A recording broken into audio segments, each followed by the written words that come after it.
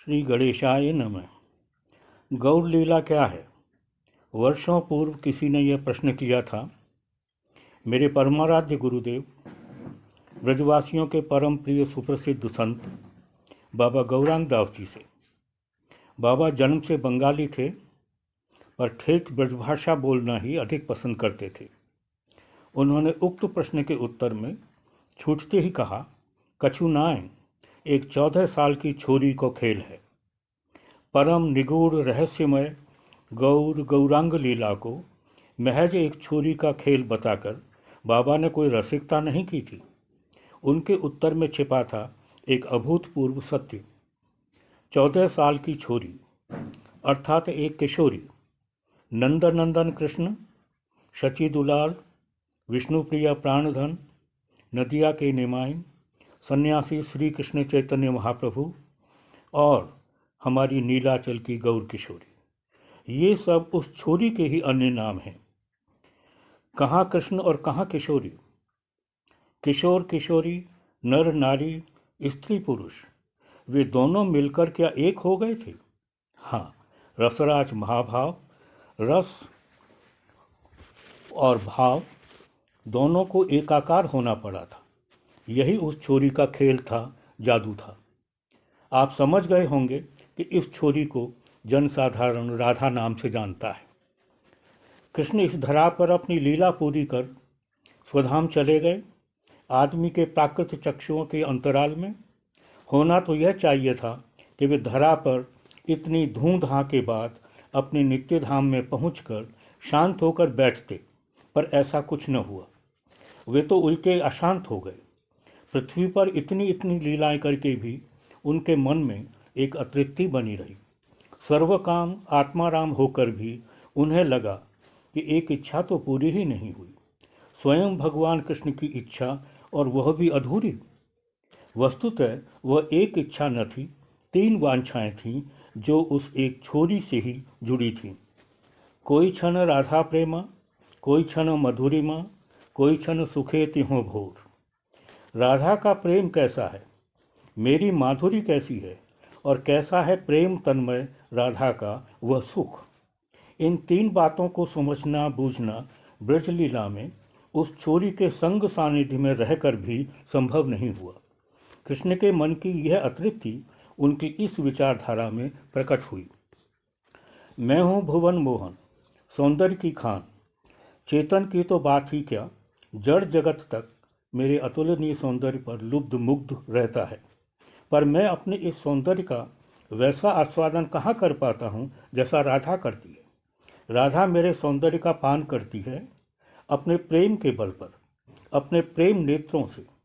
उसका वह प्रेम कैसा है मैं आज तक नहीं जान पाया। प्रेम भी ऐसा कि राधा के देखते ही मेरा सौंदर्य और बढ़ जाता है, फिर मेरे उस बढ़े हुए सौंदर्य को देखकर राधा का प्रेम भी और अधिक हो जाता है। मेरा रूप और राधा का प्रेम दोनों मानो प्रतियोगी बनकर निरंतर बढ़ते रहते हैं। राधा के उस प्रेम को, अपने इस माधुर्य को मैं कैसे समझूं? अपने अनुपम अतुलनीय प्रेम के बल पर मेरे अपार सौंदर्य का आस्वादन कर राधा मानो डूब जाती है किसी अगाध सुख सागर में। राधा का वह सुख क्या वस्तु है मैं नहीं जान पाया। राधा का प्रेम, मेरी अपनी माधुरी, राधा का प्रेम जनित वह सुख, ये 3 विषय राधा से ही जुड़े हैं, राधा के मन मानस और भाव से जुड़े हैं। यदि मैं इन विषयों को जानना चाहता हूँ तो मुझे राधा ही बनना पड़ेगा, स्वयं को राधा भाव से भरना पड़ेगा, क्योंकि एकमात्र राधा ही राधा को समझ सकती है। और कोई उपाय नहीं। मुझे अपनी वांछाओं की पूर्ति के लिए राधा का भाव ग्रहण करना पड़ेगा। किंतु केवल भाव से काम नहीं चलेगा। प्रेम भाव तो भीतर की वस्तु है, वह तो मेरी देह के भीतर रहेगा। भीतर राधा भाव और बाहर मेरा काला श्यामल रंग तो बड़ा विचित्र लगेगा। राधा भाव की परिपूर्ण पुष्टि के लिए मुझे राधा की कांति भी लेनी पड़ेगी। उसके स्वर्णिम छटा से अपने कृष्ण वर्ण को ढकना पड़ेगा। मुझे एक नवीन कलेवर धारण करना पड़ेगा। राई कानू राधा कृष्ण मिलित अंग से गौरांग स्वरूप में पुनः प्रकट होना पड़ेगा, और मैं इस बार प्रकट होऊंगा बंगाल के नदिया नवद्वीप में। श्री कृष्ण अपनी इस राय कानू एकाकृति को वृंदावन के निधुवन में दिखा भी चुके थे। बंगाल के वैष्णव पदकर्ताओं के पदों में और पाठवाड़ी आश्रम कोलकाता के सुप्रसिद्ध संत श्रीपाद रामदास बाबा जी महाराज के निधुवने स्वप्न विलास शीर्षक बंगला कीर्तन में इस दिव्य घटना का विवरण मिलता है। उसी के आधार पर हम उस घटना को प्रस्तुत करते हैं हिंदी कविता में। ब्रजलीला में गौर लीला। रजनी के आभामय जग में वृंदावन निकुंज के बीच विहंस रहा था चंद्र वेग से वृक्षलता पल्लव उर सींच। मलयागिरी से शीतल ताले मंद मंद गति गज से सीख चला आ रहा नंदन वन से ले सुवास मरु मत्त सरीख। कर प्रवेश वृंदा कानन में देखा वह सुरम्य पालंक रहे खेलते श्याम राधिका प्यार सहित निद्रा के अंक। निद्रा भंग हुई राधा की और हठात वे लगी चीखने पागल से हो उठे नेत्र भी जैसे कोई लगा खींचने। पाया नहीं किसी को आगे व्याकुल अति हो गई राधिके श्याम सुभग सोते थे सुख से किंतु जगाया उन्हें हार के। अंतर्यामी का सोना क्या जागे जैसे ज्ञान नहीं था रोते पाया प्राण प्रिया को पूछा क्यों क्रंदन इतना था। राधिका को फिर लगाया कंठ से और मोचन अश्रुजल भी तो किया सोचकर मैं अभय पूरा पा चुकी स्वप्न उद्घाटन प्रिया ने यूं किया। अभी अभी एक स्वप्न देखकर चौंक उठी नहीं समझती परिवर्तन आया क्यों मन में। टूट गया वह स्वप्न किंतु अस्थिर मन अब भी लुप्त हुआ वह युवक ले गया मेरा मन भी। कानन के चहुं ओर रम्य आलोक खिला था जिसे देख मैं भूल गई यह रात्रिकाल था। क्यों ही देखा युवक मनोहर रूप राशि सा विश्व चराचर आकर्षण का केंद्र बिंदु सा। नहीं स्वप्न में भी पर नर को मैंने देखा सदा हृदय मन से अपनाना तुमको सीखा। रहे सदा ही गति मति पति तुम ही तो मेरे परिवर्तन आया हठात फिर क्यों मन मेरे। केश सहलाने प्रिया के प्रिय लगे और उर में भाव सब फिर से जगे। स्वप्न इसमें कुछ नहीं बोले रसिकवर बस तुम्हारा और मेरा रूप मिलकर। आज ब्रजलीला यहीं पर पूर्ण होती किंतु फिर भी यह अधूरी ज्ञात होती। राधिका का प्रेम क्या है कृष्ण का माधुर्य कैसा प्रेम जो पागल बना दे आह वह सुख सार कैसा। मन में उठते तीन प्रश्न ये पर मैं कैसे जान सकूंगा जो न तुम्हारा भाव भरूंगा और तुम्हारी कांति धरूंगा।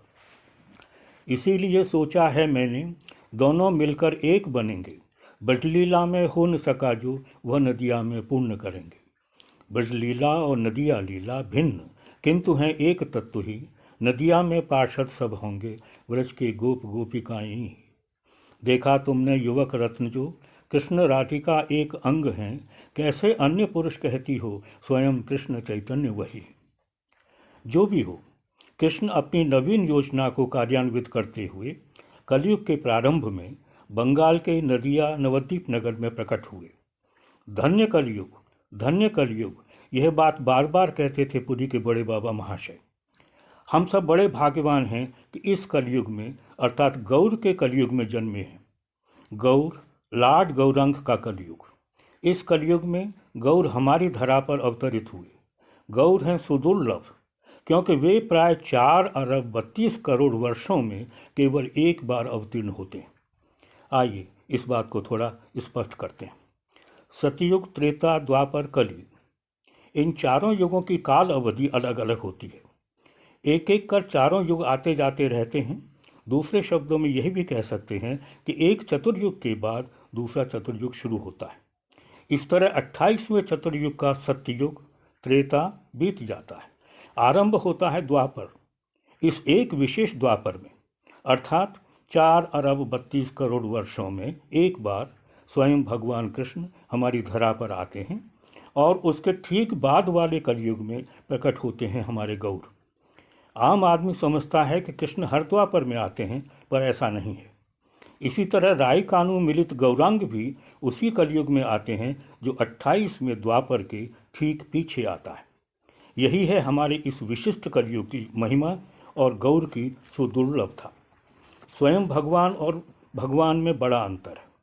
भगवान तो हम देवताओं को, विभिन्न अवतारों को भी कह देते हैं। वामन, नृसिंह आदि अवतार स्वयं भगवान नहीं हैं, वे स्वयं भगवान के अंश कलाएं हैं। स्वयं भगवान तो श्री कृष्ण हैं। कृष्णस्तु भगवान स्वयं। इस दृष्टि से राधा कृष्ण मिलित गौरांग भी स्वयं भगवान है। नंदर नंदन जय शचि सुत होइलो से। जो नंद नंदन हैं वे ही शचि सुत गौर हुए। श्री कृष्ण सन 1486 की फाल्गुनी पूर्णिमा को चंद्र ग्रहण के समय नवद्वीप के जगन्नाथ मिश्र और शची देवी की 10वीं संतान और दूसरे पुत्र के रूप में जन्मे। निमाई नाम से समधिक प्रसिद्ध इस शिशु के जन्म के कुछ दिन बाद ही हुसैन शाह बंगाल के शासक बने। तब पूरा बंगाल एक था और शासक मुसलमान थे।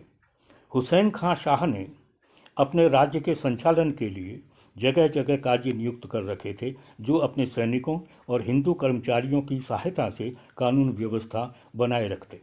नवद्वीप के काजी थे चांद खां। निकटस्थ शांतिपुर के काजी थे मुल्लुक। उस समय जमींदारी के कार्य प्राय हिंदू कायस्थ ही करते थे, जैसे नवद्वीप में बुद्धिमंत खां, अंबिका कालदा में गोवर्धन दास, कुलीन ग्राम में मालाधर बसु के वंशज, राजशाही खेतुरी के कृष्णानंद दत्त। ये लोग नियमित रूप से बादशाह को कर देते थे। उन दिनों ब्राह्मणों का बड़ा दबदबा था। समाज के अन्य वर्ग वर्ण विभिन्न अवसरों पर तरह तरह से उन्हें तुष्ट पुष्ट करते, इसलिए उन्हें चाकरी आदि की कोई विशेष आवश्यकता न पड़ती। हाँ, दबीर खास और साकर मल्लिक नाम के दो ब्राह्मण सहोदर हुसैन शाह के मंत्री थे।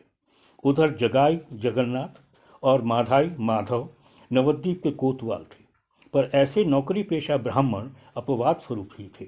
एक वर्ग था वैद्यों का, जो समाज में सर्वत्र ही मान्य सम्मानित था। उस समय शक्ति उपासकों की संख्या अधिक थी। वैष्णव गिने चुने ही थे। कुछ लोग तंत्र साधना द्वारा देवी देवताओं या अपदेवताओं की सेवा पूजा करते थे।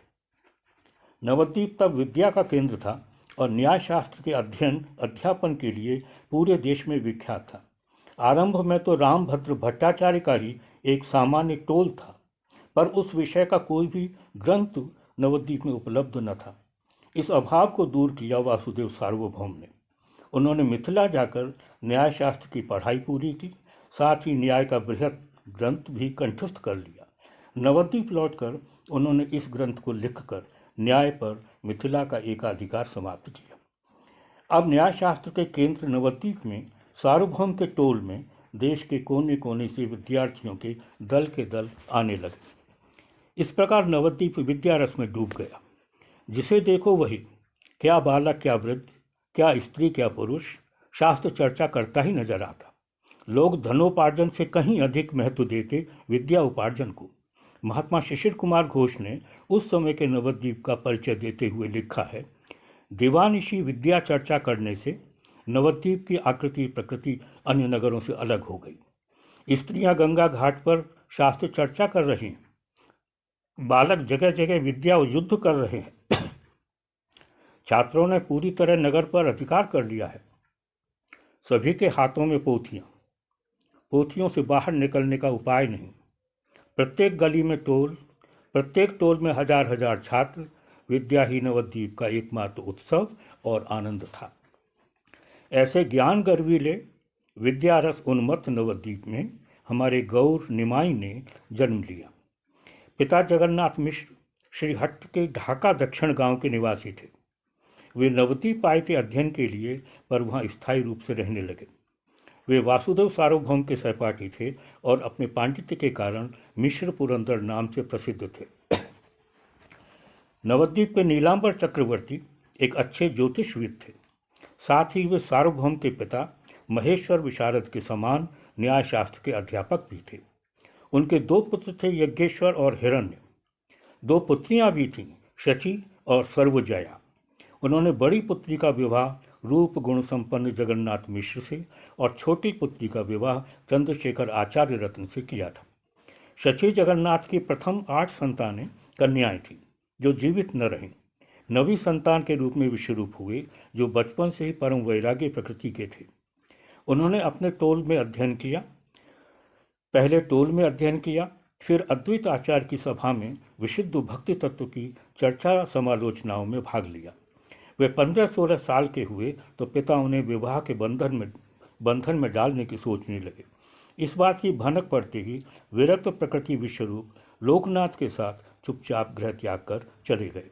लोकनाथ उनके मामा के लड़के थे, प्राय समवयसी। यथा समय विश्वरूप ने पूरी संप्रदायी सन्यासी से संन्यास दीक्षा ली। उनका नाम हुआ शंकरारण्यपुरी। लोकनाथ शंकरारण्य से संन्यास दीक्षा लेकर उनके दंड कमंडलुधारी बन गए।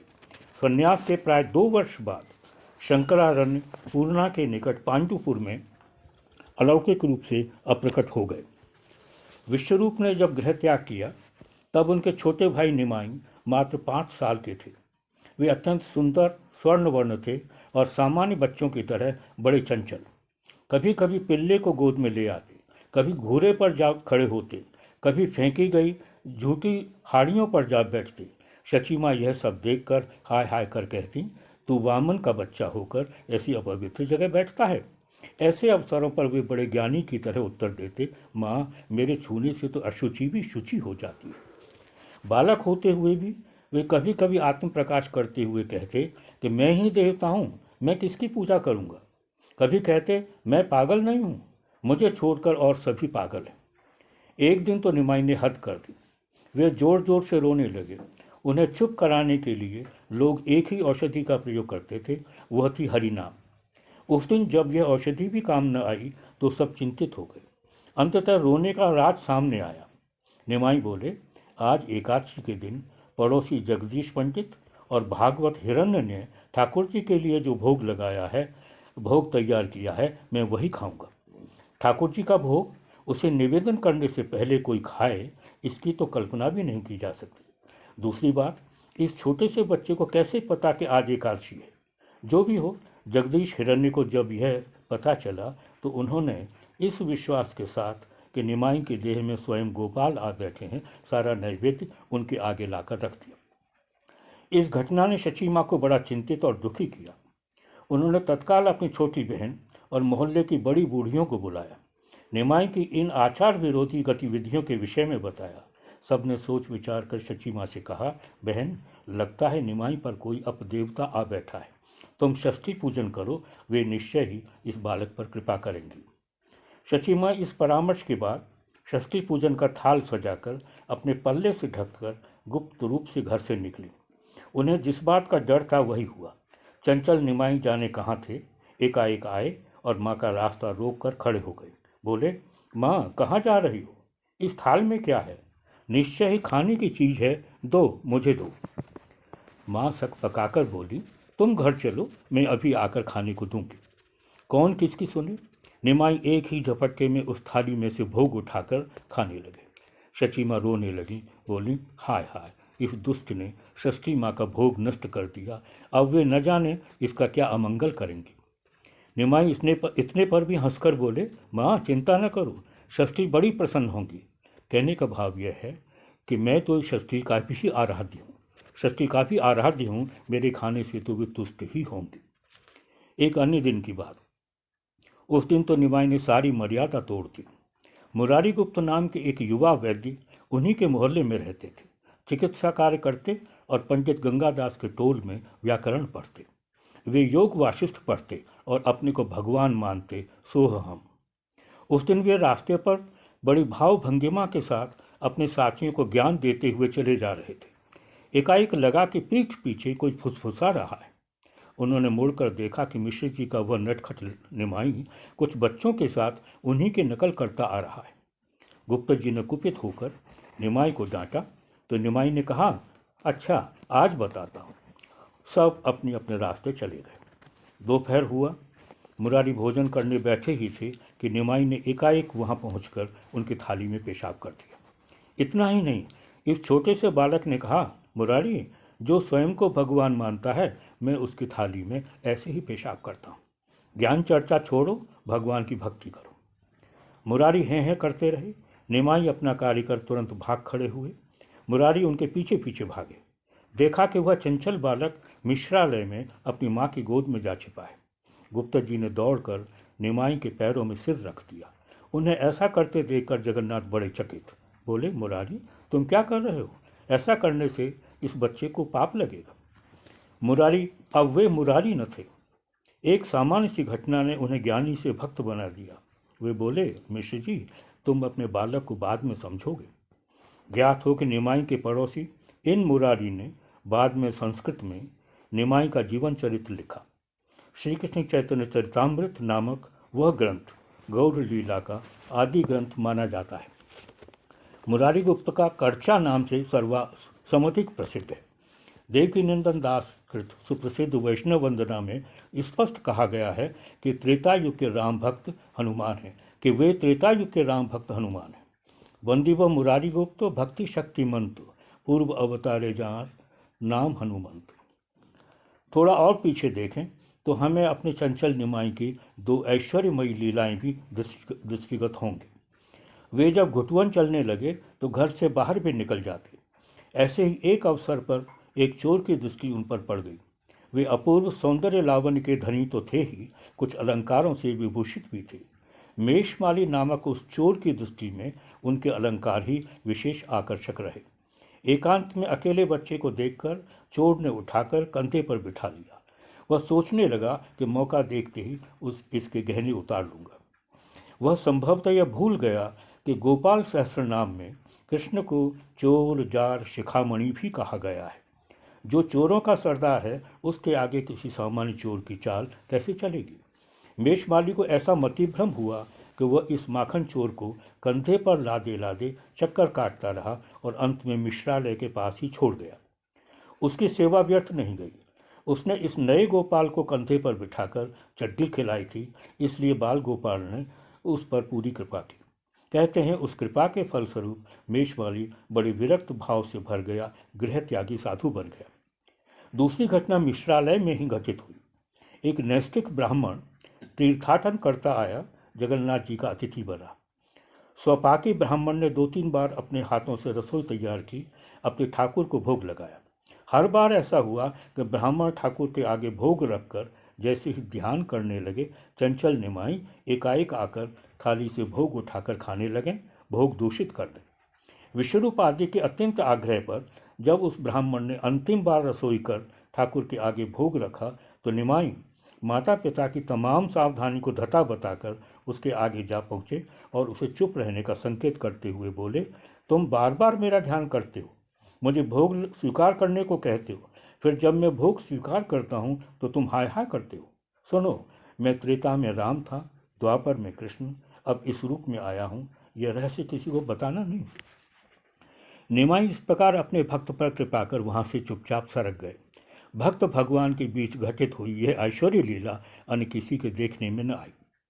प्रश्न उठता है, निमाई क्या ऐसे ऐश्वर्य और औद्धत्य से भरी लीलाएं ही करते रहते थे? नहीं, उनके पिता ने उनकी पट्टी पुजवा दी थी और वे पढ़ते भी थे। वे समझदार कम न थे।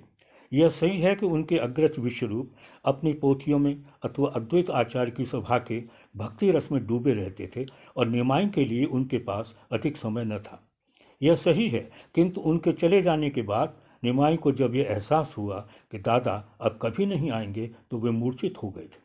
इतना ही नहीं, उन्होंने दादा के वियोग में माँ बाबा को दुखी देखकर बड़े उत्तरदायित्व का परिचय देते हुए कहा, आप दुखी न हो, दादा के बाद अब मैं आप दोनों को देखूंगा। निमाई बड़े मनोयोग के साथ पढ़ाई करते, यथासंभव माँ बाबा के पास ही रहते, पर जगन्नाथ मिश्र पिता थे, उन्हें स्वाभाविक रूप से एक चिंता सताने लगी। उन्होंने सोचा कि विश्वरूप पढ़ लिख कर विरक्त बनकर घर छोड़ गया, कहीं निमाई भी उसका अनुगमन न कर बैठे। नहीं, इससे अच्छा कि ये अनपढ़ बनकर घर में रहे। यह सोचकर मिश्र जी ने निमाई का लिखना पढ़ना बंद करा दिया। खाली दिमाग क्या करे, करने को कुछ नहीं तो मटर कश्ती करो। निमाई अब यही करने लगे। उनकी तरह तरह की दुष्टता का परिणाम यह हुआ कि स्त्रियां शची माँ के पास और पुरुष मिश्र जी के पास अभियोग ले लेकर आने लगे। निमाई को बार बार सावधान किया गया तो उन्होंने सीधा उत्तर दिया, मेरी पढ़ाई छुड़वाकर मुझे मूर्ख बनाओ, मैं क्या करूं? हार कर मिश्र जी को उनकी पढ़ाई पुनः शुरू करनी पड़ी। निमाई भी पूरे मनोयोग के साथ अध्ययन करने लगे। वे इतने कुशाग्र बुद्धि थे कि उनसे बड़ी उम्र के छात्र भी उनकी बराबरी न कर पाते। 9 वर्ष की उम्र में उनका यज्ञोपवीत संस्कार हुआ। इस अवसर पर कुलगुरु पुरोहित के अतिरिक्त अनेक जाने माने लोग उपस्थित थे। इसी अवसर पर एक अद्भुत घटना घटी। मंत्र ग्रहण करने के बाद निमाई बड़े आविष्ट हो गए। उस अवस्था में एक ब्राह्मण ने उन्हें एक सुपारी दी। उसे खाते ही निमाई का भाव एकदम बदल गया। वे वयस्क व्यक्ति की तरह शची माँ से बोले, तुम एकादशी को अन्न मत खाया करो। आश्चर्य की बात, माँ को भी लगा कि यह निमाई नहीं, कोई देव पुरुष उन्हें आदिष्ट कर रहा है। वे अपराध बोध सा अनुभव कर बोली, मैं तुम्हारी आज्ञा का पालन करूंगी। वैष्णव वंदना में निमाई के 3 अध्यापकों का उल्लेख किया गया है। बंदों, गुरु, विष्णु, गंगादास, सुदर्शन। वे अभी विष्णु पंडित और सुदर्शन के छात्र थे। उनके ज्ञान बुद्धि को देखकर शिक्षक चकित होते और सोचते कि ऐसा छात्र त्रिभुवन में नहीं है। दुर्भाग्य से अपने ऐसे बुद्धिमान पुत्र का पूरा यश देखना सुनना मिश्र जी के भाग्य में न था। निमाई 10-11 वर्ष के थे तभी मिश्र जी ज्वर के बहाने स्वधाम चले गए।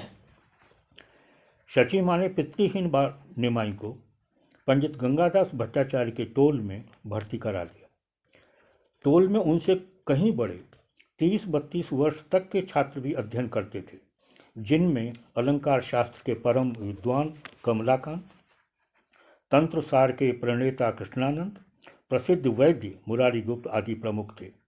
निमाई इन सब से तर्क करते और उन्हें सहज ही हरा देते। निमाई को तर्क युद्ध और शास्त्रालाप का नशा सा हो गया था। जब देखो तब, जहाँ देखो वहीं वे सबसे शास्त्रालाप करते मिलते। कभी कभी तो वे इसके लिए गंगा पार कुलिया घाट तक पहुँच जाते। पंडित गंगादास के टोल में व्याकरण की पढ़ाई पूरी कर निमाई न्याय शास्त्र पढ़ने के लिए वासुदेव सार्वभौम के टोल में भर्ती हुए। यहाँ रघुनाथ नाम के एक छात्र उनके विशेष मित्र बने। रघुनाथ बड़े ही महत्वाकांक्षी थे, न्याय का सर्वश्रेष्ठ विद्वान बनने का स्वप्न देखते थे। निमाई और रघुनाथ दोनों ने न्याय पर एक एक पुस्तक लिखी। जैसे ही रघुनाथ को निमाई की पांडुलिपि का पता चला, वे उसे देखने के लिए उद्ग्रीव हो उठे। इस घटना को हम एक कविता के रूप में प्रस्तुत करते हैं। मित्रवत्सल निमाई। धन्य हे रघुनाथ, जीवन सफल कैसा, पा सके तुम साथ दर्शन गौर जैसा। खोजते जिस ब्रह्म को तप ज्ञान जप में, देखते सब भक्ति में निज योग बल में। प्रेम पुरुषोत्तम स्वयं उन गौर हरि को, देखना सहपाठ में था सुलभ तुमको। न्याय का एक ग्रंथ दीधित रच रहे थे, न्याय ज्ञाता एक ही में सोचते थे। कर्ण गोचर हो सका पर तभी नव संवाद भी, रच रहे हैं न्याय पुस्तक साथ ही श्री गौर भी। हो उठे उत्सुक चले रघुनाथ त्यों ही गौर के घर, कुछ नहीं वह गौर बोले देखना चल गंग तट पर। मंद था पवन धीर शांत थी लहर गंग, झूमती सुघर नाग बीनती मुकत जाल। हास था मधुर परिहास गौर रघु बीच, देख गौर कच कुटिल किरणते मधुप बाल। उत्तरीय छूता था उड़ उड़ रघु के आगे लिपि निमाई की, सोच सोच कर रह जाते रघु पर क्या छिप पाई गति मन की। ली हठात लिपि छीन हाथ से दिखा बड़ी आतुरता रघु ने, उत्सुक थाती उन्हें बड़ी ही लगे ध्यान से पृष्ठ उलटने। ज्यों ही पृष्ठ पढ़े कुछ रघु ने, कुछ गंभीर हुए वे त्यों ही, जैसे जैसे पढ़ा और भी हुए खिन्न अति रूप भिन्न भिन्न ही। अंतर्यामी दूर नहीं थे समझे सब रहस्य अंतर का।